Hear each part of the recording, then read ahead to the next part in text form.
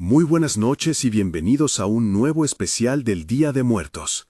Esta noche vengo desde un pueblo donde las calles se llenan de pasuchil y el aire parece guardar memorias. Desde una casa con un corredor que da al panteón y un altar en la sala que se prepara cada 1 de noviembre. La vela olía a cera vieja y copal, el ponche burbujeaba en la olla y afuera los perros ladraban con un ritmo que parecía responder a una voz lejana.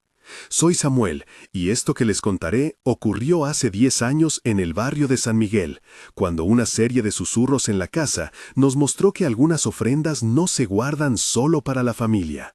Creí que era una noche de recuerdos, hasta que algo en la foto de mi abuelo pareció moverse por voluntad propia.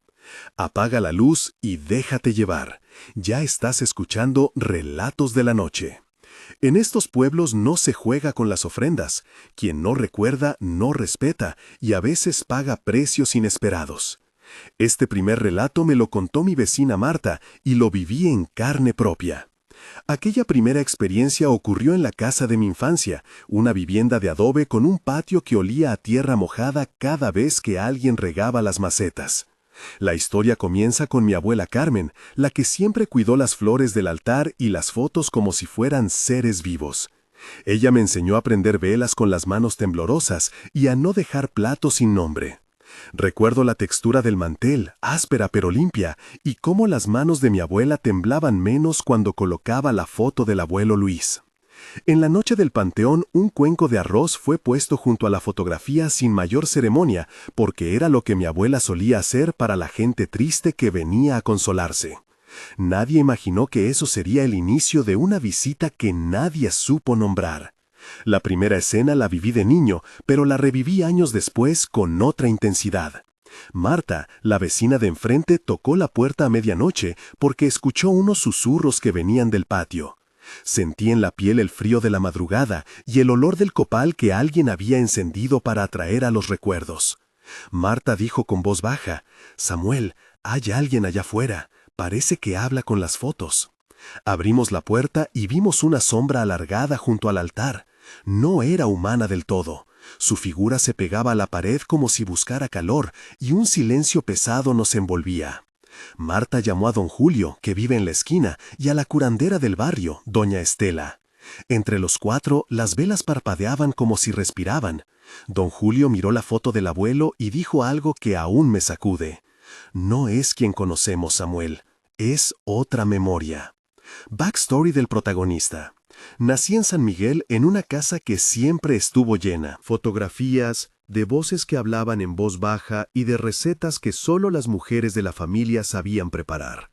Mi infancia estuvo marcada por las fiestas del pueblo, corridas de niños pidiendo calaverita, el olor del pan de muerto en la esquina y las noches en que mi abuelo contaba historias de apariciones al calor de una lamparilla. Desde pequeño ayudé a mi abuela a preparar la ofrenda, a limpiar la foto del bisabuelo y a elegir qué frutas irían en los platos. Con el tiempo estudié en la ciudad, regresé los fines de semana y aprendí a escuchar más los silencios que las palabras. La pérdida de mi padre cuando yo tenía 20 años me dejó una costura en la memoria que nadie pudo coser. Esa ausencia fue la razón por la que las ofrendas se volvieron algo sagrado para mí, un remedio contra la fragilidad de recordar.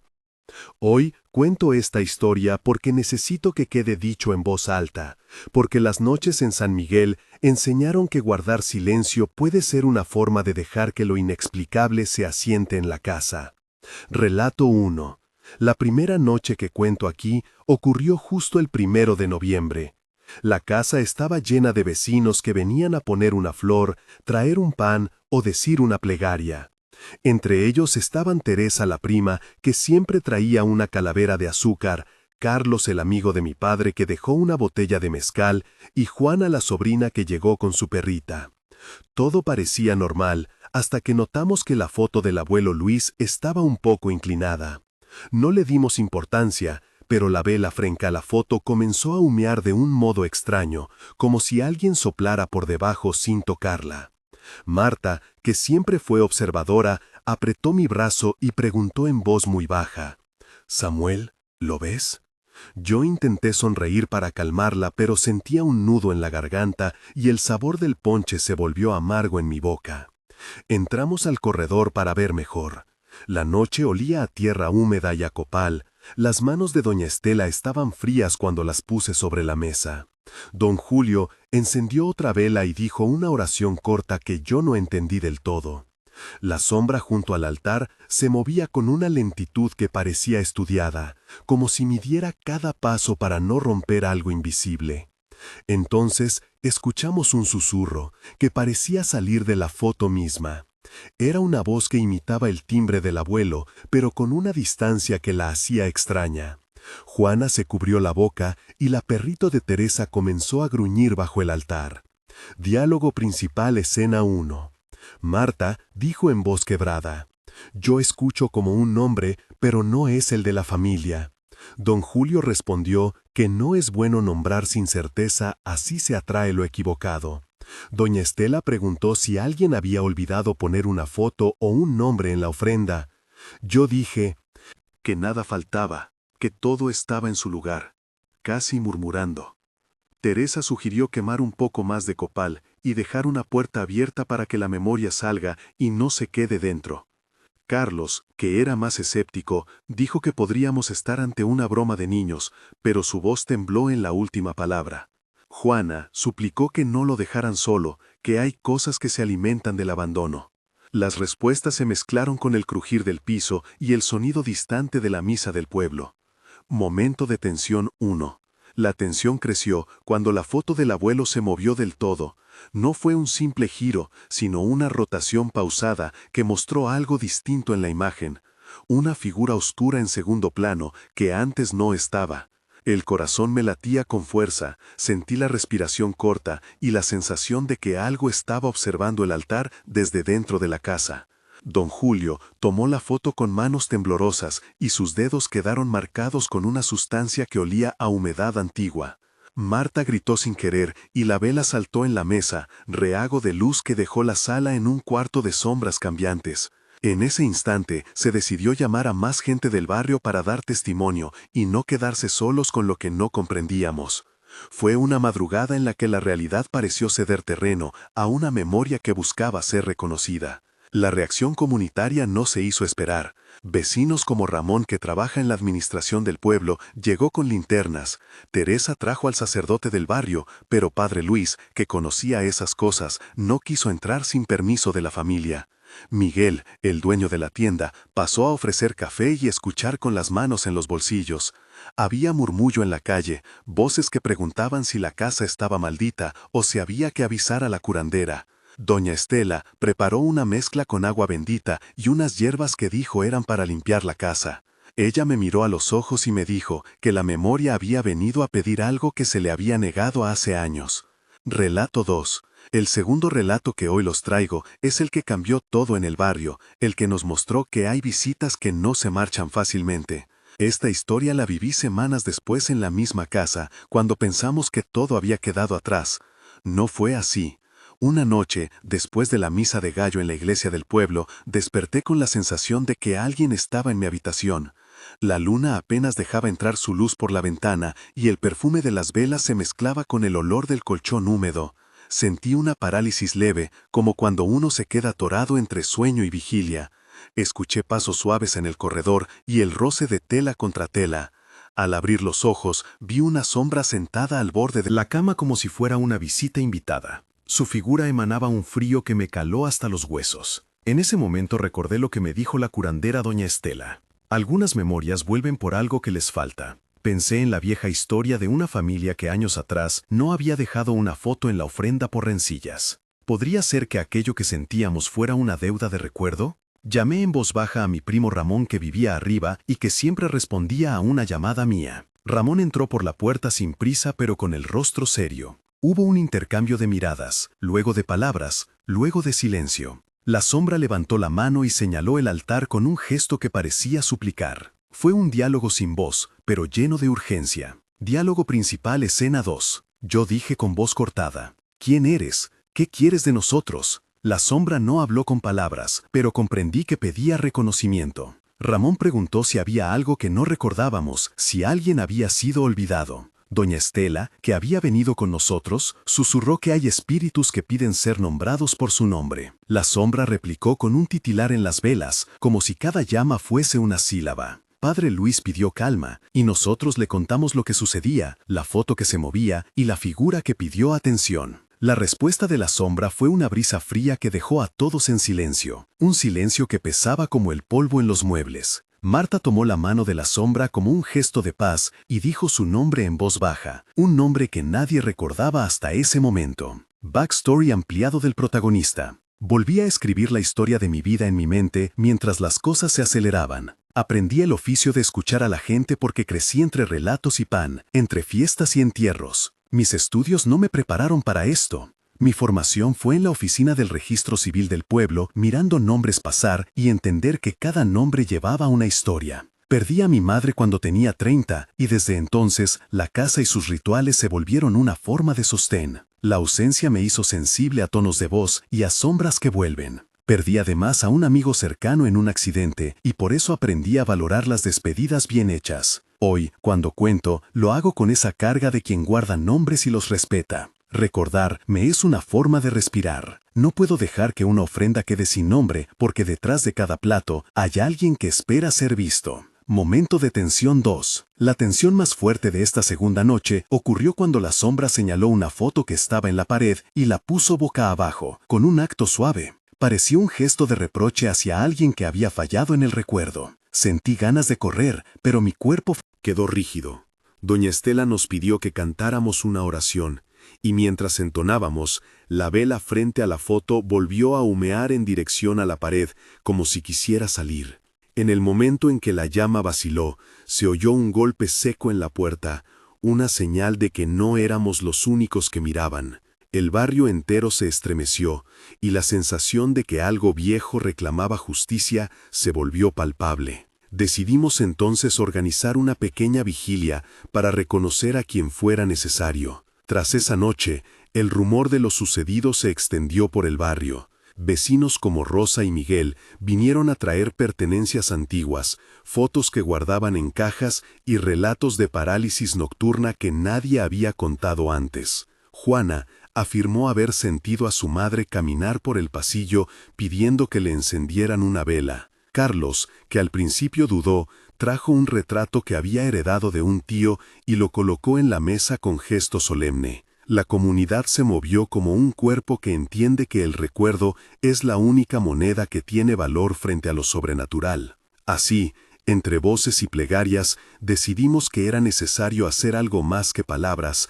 Debíamos reparar, nombrar y ofrecer. Interludio y recordatorio. Si esta parte te puso la piel de gallina, no estás solo. Historias como estas se repiten en muchos pueblos donde la frontera entre lo visible y lo invisible es fina. Si en tu pueblo alguna vez viste algo cerca de una ofrenda o en el panteón, cuéntalo empezando con «en mi pueblo» para que otros lo reconozcan y se sientan acompañados. Tus relatos ayudan a que otros entiendan que no están solos y pueden inspirar nuevos episodios. Aquí, cuidamos las historias con respeto y las relatamos con cuidado. Si te interesa escuchar más relatos como este, suscríbete al canal para no perder próximos testimonios. Ahora, volvamos a la noche en San Miguel, porque lo que pasó después cambió muchas costumbres del barrio. Relatos múltiples del pueblo.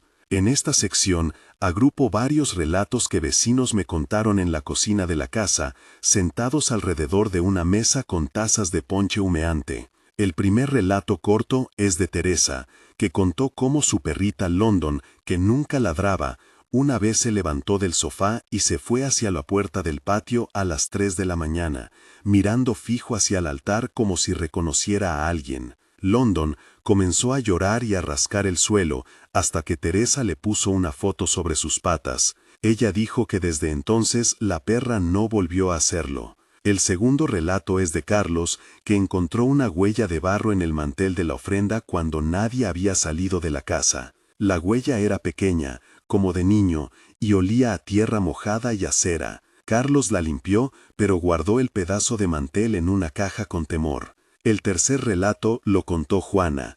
Afirmó que En la misa del pueblo, una señora sin nombre tomó la mano del padre y dijo algo incomprensible en voz baja, y la gente sintió una paz inesperada.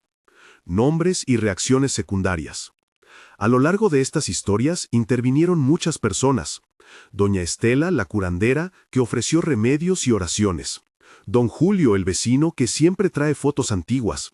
Marta, la vecina observadora. Ramón, mi primo que vivía arriba. Teresa, la prima con su perrita London. Carlos, el amigo escéptico. Juana, la sobrina sensible. Padre Luis, que no quiso forzar lo que la fe no comprende de inmediato. Miguel, el dueño de la tienda. Rosa, que trajo flores secas, y Miguel, el panadero. Todos ellos actuaron con distintas reacciones: incredulidad, miedo, solidaridad, resignación. Cada nombre dejó un testimonio que ayudó a construir la narrativa de la casa. Momentos de tensión 3. Uno de los momentos más tensos fue cuando una voz infantil repitió el nombre del abuelo en la cocina.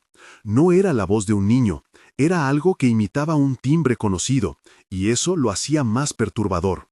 Sentimos en el cuerpo la necesidad de responder con un nombre propio. En la vigilia, escuchamos pasos en el techo, como si alguien caminara por las tejas mientras nadie estaba arriba. Lo peor fue cuando una vela se apagó sola, y dejó el cuarto en penumbra absoluta durante unos segundos que parecieron eternos. Aquellos segundos fueron suficientes para que muchos pensaran en historias antiguas de rencillas familiares y en nombres que nunca se dijeron.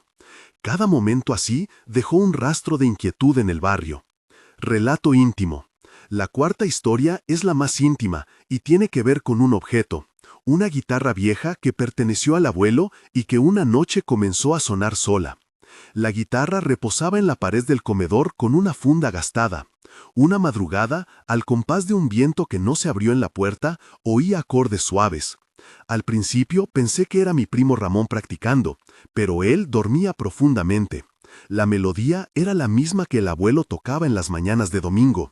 Me levanté y la vi sobre la mesa, las cuerdas vibrando sin manos. La guitarra sonó una vez más y luego se cayó. Esa noche comprendí que no solo las fotos piden reconocimiento. A veces los objetos guardan la manera en la que alguien amaba la vida. Lloré sin querer y coloqué la guitarra en el altar. Diálogo, escena íntima. Yo pregunté en voz baja, ¿por qué vienes a la guitarra? Doña Estela respondió que algunos objetos son memoria hecha madera, que piden ser escuchados. Teresa dijo que el abuelo tenía una canción para cada día y que quizás nos pedía que no lo olvidáramos. Ramón, con voz quebrada, dijo que a veces los que se van dejan cosas para que los sigamos recordando. Carlos soltó un suspiro y añadió que había aprendido a no desestimar algo que hace vibrar un corazón. Juana susurró que la guitarra había... Nos acordamos. La perrita London se acercó y apoyó la cabeza en la guitarra como si reconociera la melodía. Tensión emocional y resolución. El conflicto interno que viví fue fuerte, entre la necesidad de explicar todo y el respeto por lo que no tiene explicación. La comunidad decidió realizar una pequeña ceremonia de reparación. Don Julio propuso que cada familia trajera una foto, un objeto y una palabra. La curandera doña Estela dirigió un breve ritual en el que se quemó copal, se cantaron nombres y se colocaron velas en círculo alrededor del altar. La idea era ofrecer algo concreto para la memoria que llamaba. La noche fue larga, pero la sensación de peso se suavizó. Nadie dijo que el misterio se resolvió, solo que habíamos respondido con nombre, presencia y cuidado. Procedimientos y descripciones técnicas. Para dar más certeza, hicimos un pequeño procedimiento que describo con cuidado. Primero, documentamos con fotografías cada elemento del altar y su posición. Luego, registramos testimonios por escrito de los vecinos que estuvieron presentes. Tomamos nota de los horarios en que ocurrieron los fenómenos y guardamos en una caja las prendas que habían sido tocadas sin explicación. Doña Estela sugirió una limpieza con agua, sal y copal que fue aplicada en un recorrido por toda la casa. Finalmente, colocamos una lista con nombres en una pequeña caja de madera que se guardó en el cuarto más alto de la casa. Todo se hizo con respeto y sin ánimo de experimentación. Epílogo y despedida. Después de tantas noches, la casa y el barrio cambiaron algunas costumbres. Un mes después, la familia se reunió nuevamente para colocar fotos que habían llegado de parientes lejanos y para poner nombres donde antes había silencio.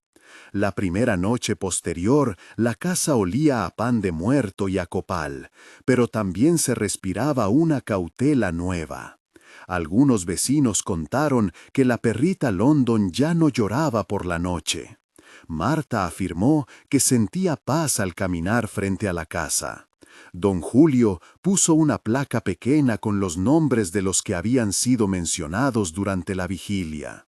Un mes después hubo menos susurros, aunque la gente todavía evitaba dejar platos sin nombre.